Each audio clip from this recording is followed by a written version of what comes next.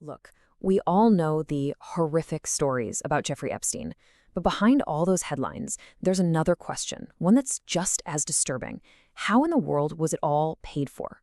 So in this explainer, we're going to follow the money. We're going to peel back the layers of a really complex financial machine to try and understand the architecture that made everything possible. Okay, let's get into it. So this is where it all begins. $1.3 billion. Now, what's so wild about this number isn't just how big it is. It's the amount in suspicious transactions that a banking giant, JP Chase, only bothered to flag to the authorities after Jeffrey Epstein was already dead.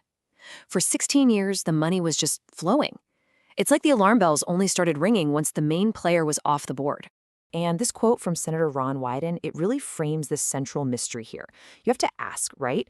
Was this just a massive, catastrophic failure of oversight? A bunch of mistakes by one of the biggest banks on the planet? Or was this system, in some way, actually working exactly as it was designed to? Okay, so to really get how this system worked, we gotta look at where the fuel came from. See, Epstein wasn't just managing his own cash. He got this immense wealth and, more importantly, this financial legitimacy by being the money guy for some of the richest people in the world.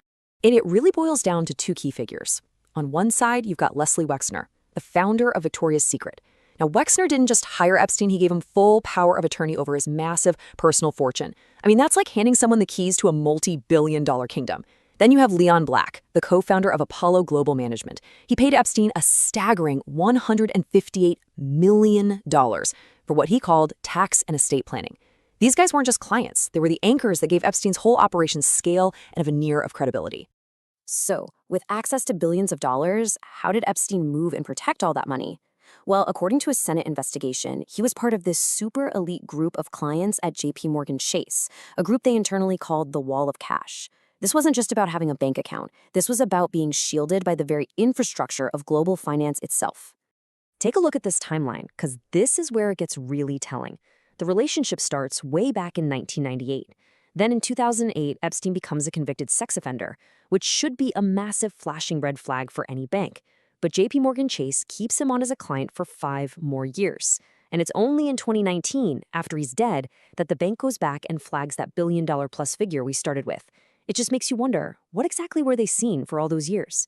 And this is where the story shifts from just, negligence to something that feels a lot more like active assistance. According to that same Senate investigation, it wasn't just that the bank looked the other way. Internal emails actually show executives coaching Epstein on how to pull out large amounts of cash in a way that would deliberately sidestep the automatic reports, the very systems designed to catch money laundering. So the takeaway here is huge.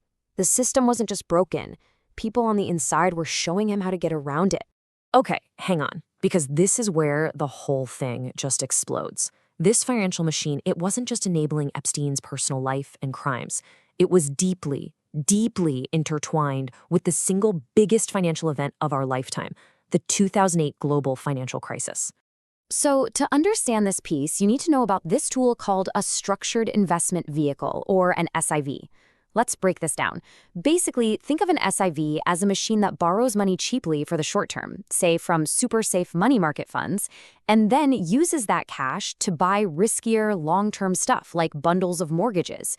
It makes money on the spread. The problem? The whole thing is incredibly fragile. And that brings us to a company called Liquid Funding Limited. Get this, from 2000 to 2007, right at the peak of the housing bubble, who do you think was the chairman of this massive $6.7 billion SIV? Jeffrey Epstein. It was part-owned by the investment bank Bear Stearns, and it was gobbling up the very same toxic mortgage-backed securities that would eventually crater the world economy. Epstein wasn't some bit player here. He was chairman of a key part of the shadow banking system that was pumping these toxic assets out into the world. This analogy really helps explain how the whole scheme worked. Think about it like this. Step 1. Investment banks are building and selling cars, those are the toxic mortgage bundles, that they know have faulty brakes. Step 2.